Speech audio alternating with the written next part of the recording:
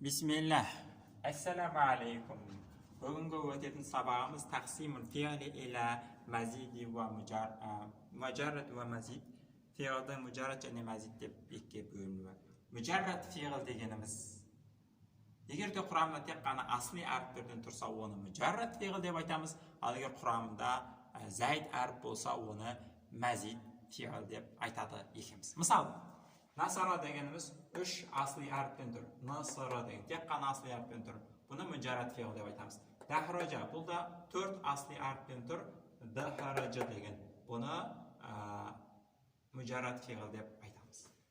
Ал құрамына мазид, зайд әріп қосылса, мысалы акрома дегенде асли әріптері крм және алиф не зайд қосымша әріп қосылса, бұны мазид фиғл деп айтамыз. Мысалы тадахраджа деген кезде т деген дахраджа деген асли әріптері т деген қосымша зайд әріп қосылған, бұны мазид фиғл деп айтады екенбіз.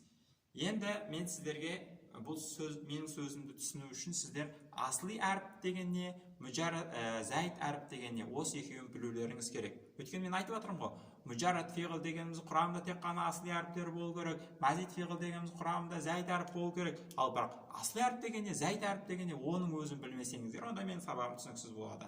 Сондықтан да сарыптан білмесеңіздер, асли әріп, зайд әріп деген екенін білмесеңіздер, комментарияда мен сілтеме тастап кетемін. Сол сілтемеде мен асли әріп, зайд әріп деген екенін жақсылап түсіндіргенмін. Сол сілтемеден көріп алыңыздар. Ал егер де сарыпты жақсы білсеңіздер, асли әріп және мужаррад әріп деген екенін білсеңіздер, онда сабақта ары қарай тыңдай беріңіздер. Сонымен фиғлдер екіге бөлінеді. Асли әріп, мужаррад фиғл деп, құрамында тек қана асли әріптер болса, және де мазид фиғл деп. Мужаррад фиғлдер құрамында тек қана асли әріптері болған фиғлдердің өзі екіге бөлінеді. Мужаррад сүласи деп, үш әріптен тұратын асли әріптері үшеу болған фиғлдер, және мужаррадын рубаи деп, асли әріптері төртеу болған фиғлдер деп екіге бөлінеді. Енді мазид фиғлдердің өзі екіге бөлінеді. Мазид фиғлдер, мысалы, асли әріптері үшеу болуы мүмкін. Мысалы, акрома, қаддама, қатала деген кезде асли әріптері үшеу, крм, қадымы, қытылы деген сияқты.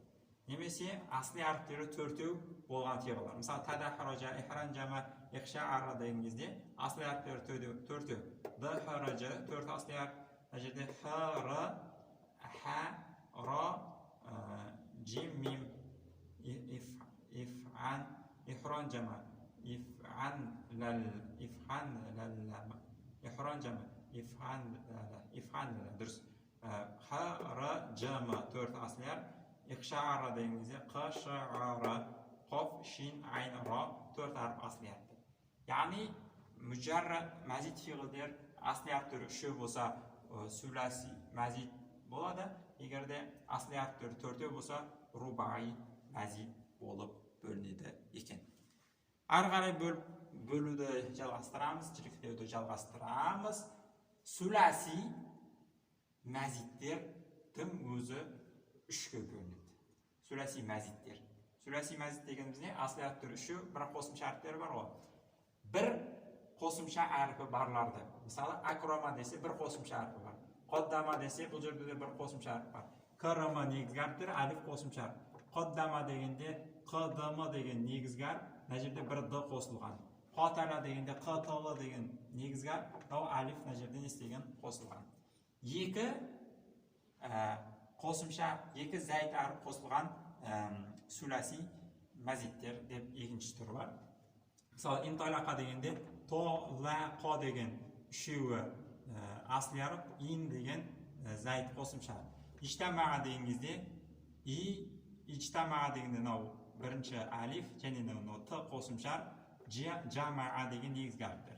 Ихмарро деген кезде алиф, бірінші тұрған алиф қосымша, ихмарро дегендегі соңындағы екі ырының біреусі қосымша, ал хамара деген негізгі әріптер. Ташараку деген кезде, ташарока ғой негізі. Ташарока деген кезде, көпшесін жазып қойған. Ташарока деген кезде ш, р, к деген негізгі әріптер ал т мен алиф қосымша әріп. Тәәлләма дегенде аллама деген айн, лам, мим деген негізгі әріптер т және бір лам қосымша әріп болып табылады. Сүләси мазид, бірақ үш әріп қосылған сүләси мазидтер келесі түрі. Истағфаро дегенде и, с, т қосымша әріптері, ғафары негізгі әріптер. Иқшаушана дөрекі болды деген мағына, хушунатын деген сөзін шығады. Осы жерде иқшаушана негізгі әріптері х, ш, н.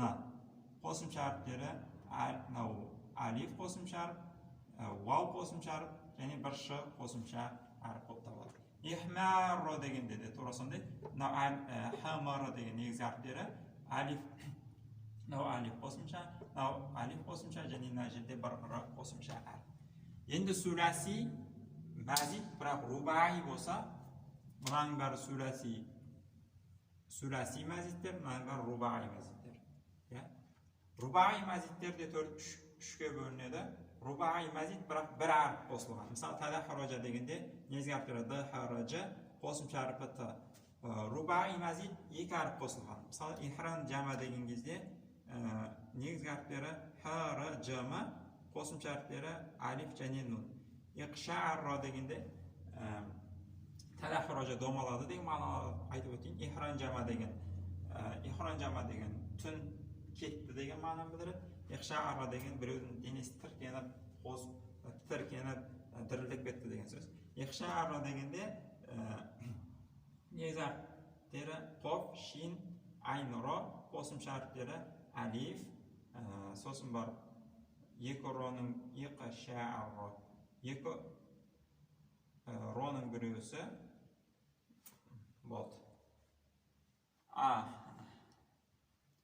Осындай. Рубаи мазидтер бізде сонда екіге бөлінеді ғой. Жазып көріп жіберейін. Дұрыс, екіге бөлінеді екен. Мына екеуі бірге кетеді. Ихран жама иқша'арра деген.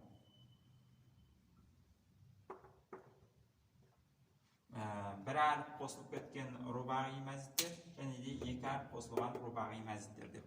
Енді осыны кітаптан оқып көрейік.